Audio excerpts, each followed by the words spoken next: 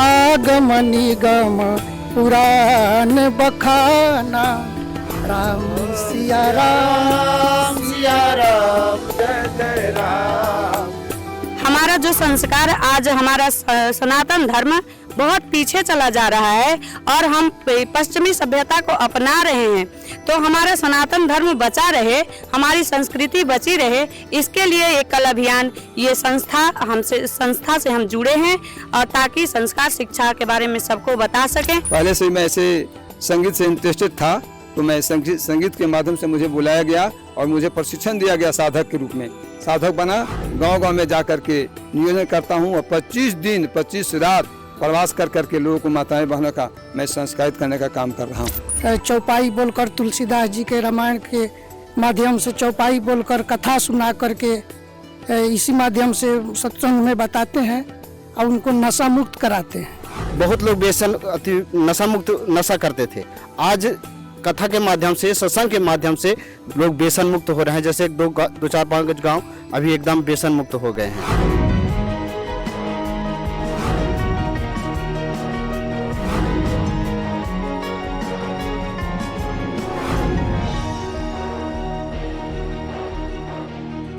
आज के इस बदलते दौर में मानव संस्कार और सभ्यता जैसे गांव-गांव में शहर में खत्म होती जा रही है। ऐसे में एकल के व्यास कथाकार गांव-गांव जाकर संस्कार को जिंदा रख रहे हैं, उन्हें बचाने का काम कर रहे हैं। नमस्कार, मैं हूं सौम्या अग्रवाल और आप देख रहे हैं एकल भारत। आइए कुछ ऐसे ही व्यास कथाकारों से बात करते हैं और जानते हैं उनकी जर्नी। आपका नाम क्या है? मेरा नाम राम उद्गार दास हुआ। अच्छा, और आप एकल से कैसे जुड़े? एकल से वैसे तो मेरा पढ़ना लिखना कुछ था नहीं, बहुत बड़ा उम्र हो गया था, तो हमारे गांव में एकल अभियान आया, तो मैं डायरेक्ट एकल अभियान के विद्यार्थी बने और विद्यार्थी के बाद मेरा डायरेक्ट सरकारी स्कूल में प्रमोशन हुआ और 8वीं 9वीं कक्षा में जाते जाते मैं आचार्य भी बन गया।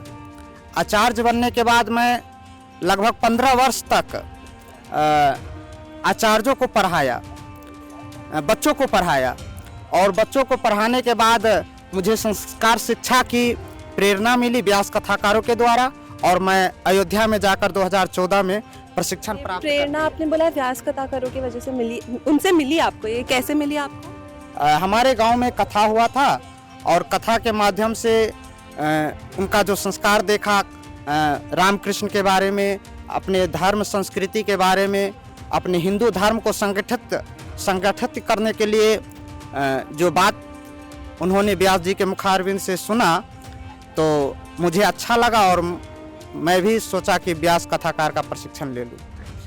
ठीक है, तो ये आप मुझे ये बता सकते हैं, आपका नाम क्या है? जी, मेरा नाम निर्मला देवी है। तो आप मुझे ये बता सकते हैं कि जैसे आप भी व्यास कथाकारों में से एक है ना, तो आपको गांव में संस्कार शिक्षा देने में या मतलब उनको सिखाने में कैसी कैसी समस्याओं का सामना करना पड़ा?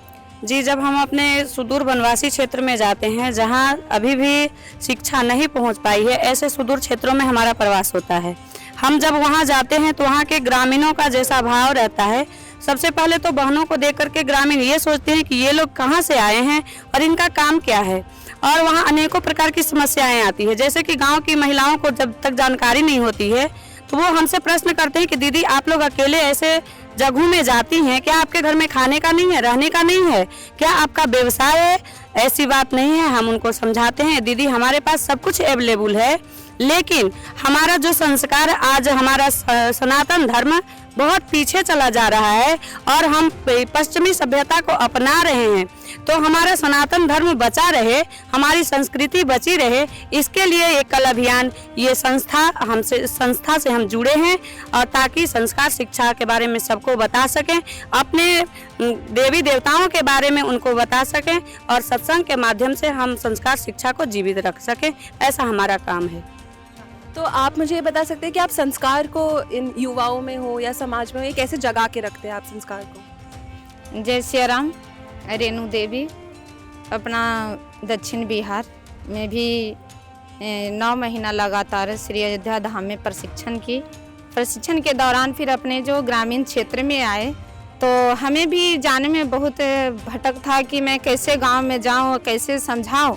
पर हमें ये एकल अभियान के तहत श्री हरि कथा योजना में ऐसे प्रशिक्षण दिया गया कि हम अपने नवयुवक भाई बहनों के बीच में भी जाकर और सुदूर ग्राम में जाकर अपने भाई बहनों के साथ मतलब कैसे हम अपने भगवान, अपने इष्ट देव, अपने राष्ट्र, अपने समाज के बारे में कहने, सुनने और समझाने की जो हमारे ये संगठन है, हमारे एकल अभियान ने, श्री हरि कथा योजना ने हमें शिक्षा दी।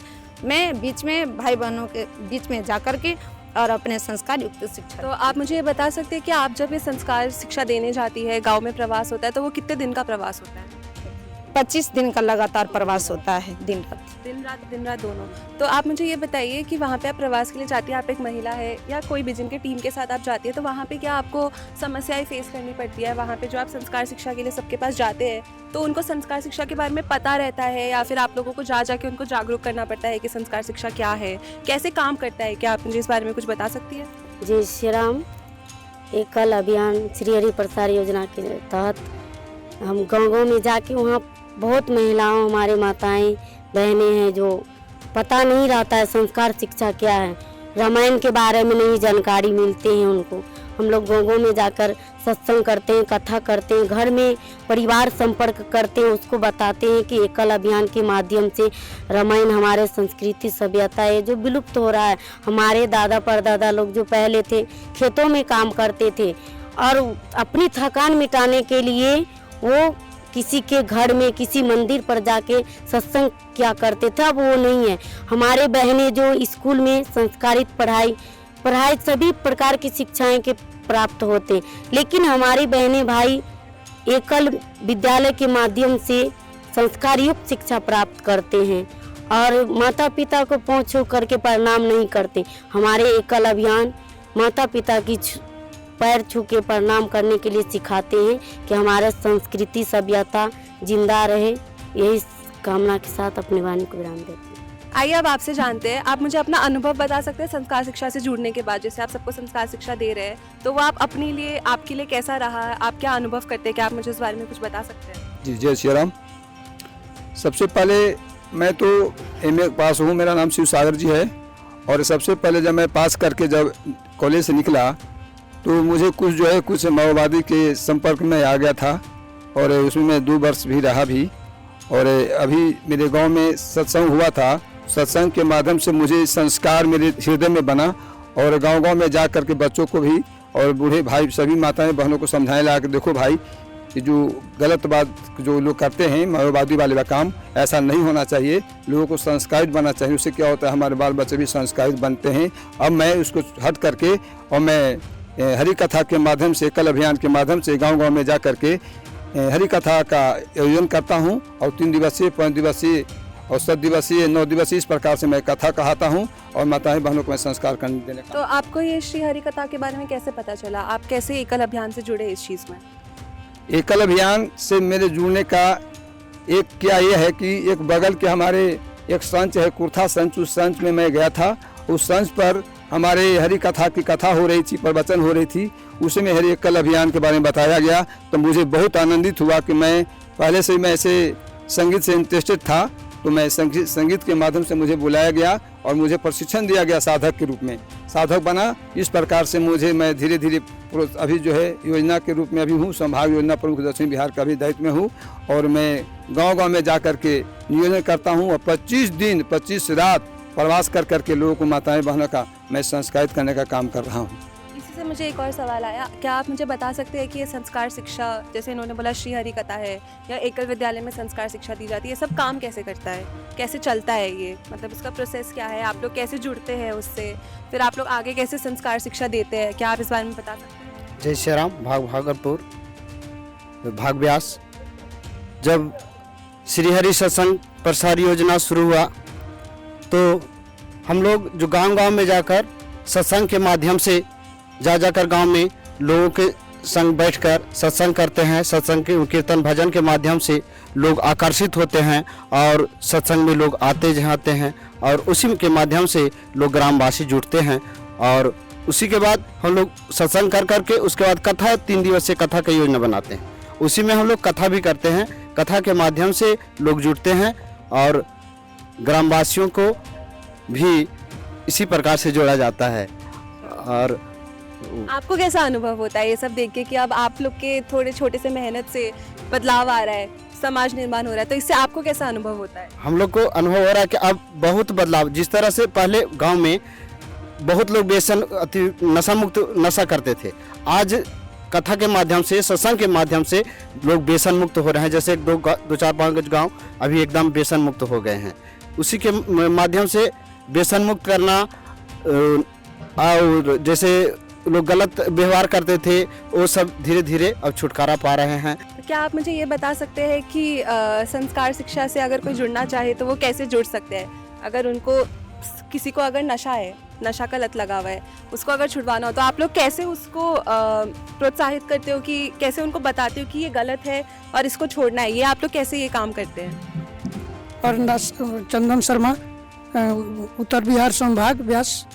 नशा तो खराब है ही, इसके माध्यम से हम लोग चौपाई बोलकर, तुलसीदास जी के रामायण के माध्यम से चौपाई बोलकर, कथा सुना करके इसी माध्यम से सत्संग में बताते हैं और उनको नशा मुक्त कराते हैं।